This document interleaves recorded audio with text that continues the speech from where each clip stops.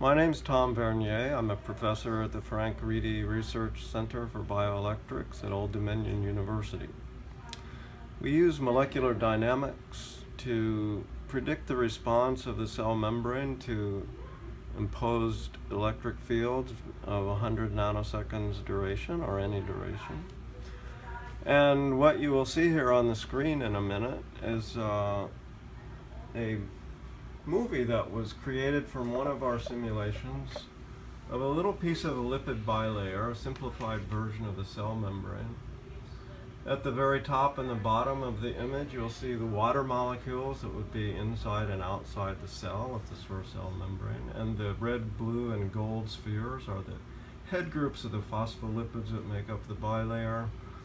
And the gray kind of shadowy lines in the middle of the screen are the lipid tails that form the interior of the membrane.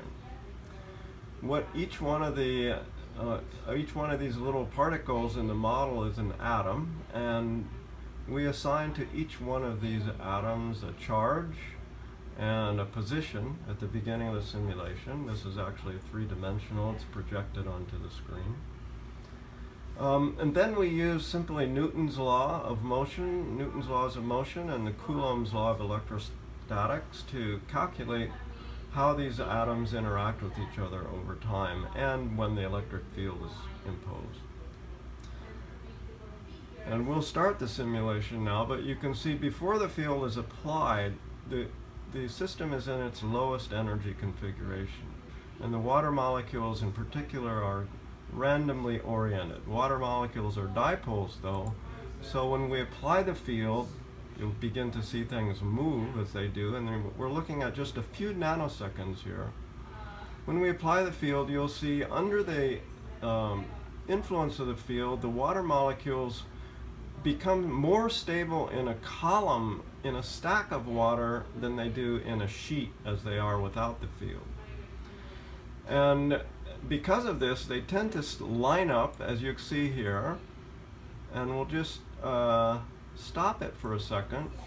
And you can see these water molecules are actually, the red with the oxygen is actually oriented upward in the field. The field is going downward with the positive at the top and the negative at the bottom.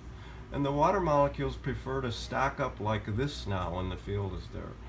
So eventually, as we continue a few more nanoseconds, we see a column of water form, and then the phospholipid head groups, which are charged, follow the water, and the pore is formed, and now we have a column of water from one side of the membrane to the other, and material can pass through this pore, such as ions and small molecules, bypassing the normal barrier function of the membrane. What we learn from these simulations is that if you develop a potential of approximately 400 millivolts or more across the bilayer, these pores will form very quickly within a few nanoseconds.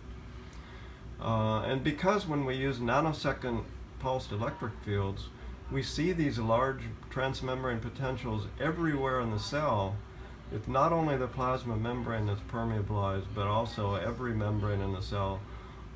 The mitochondrial membranes, the endoplasmic reticulum, vesicles, everything.